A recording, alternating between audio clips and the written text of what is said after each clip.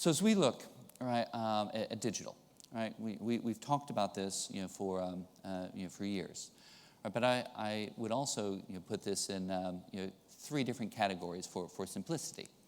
At the first level, where we talk about the value aggregator, it's simply an efficiency or a distribution play.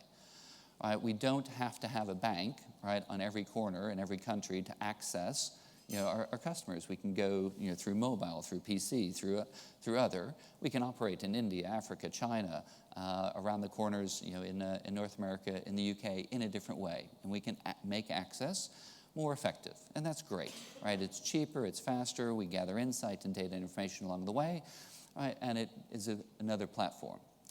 At the second level, right, then we start to talk about the value creation, value provider agenda.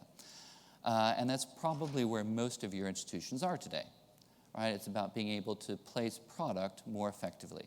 So based on the first level, we start to gather data, and where we look at the markets we want to serve, and as we identify the strategies we want to execute, putting more specific offers to target markets at a more particular price in an effective way drives value for us as a bank, helps our end customers, and drives the financial product placement of our businesses, whether that's home loans, or whether it's mortgages. We see a lot of opportunity for cross-selling, upselling, and maintaining that customer relationship in a very proactive way.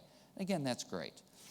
But the interesting question, right, in the digital space, is that really all, right, we as financial services entities want to be? Do we just want to be seen, right, and drive our market value, right, out of traditional financial services products? Right, we see today, right, the social media tools and companies, the Facebooks of the world sitting in the center of the home. And yes, they have gathered, whether it's Google, Amazon, Facebook, Twitter, other, they gather huge amounts of information about the things that we do. But while they have a lot of data, banks and insurance companies still have the important data.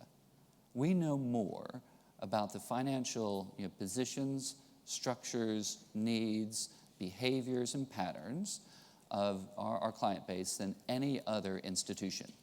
And we see, right, organizations starting to think through how they become more center of home, how they rebuild that trusted relationship, and they move beyond just providing financial products, but actually becoming more of a financial center, right, and changing the relationship between themselves as an institution and the end customer.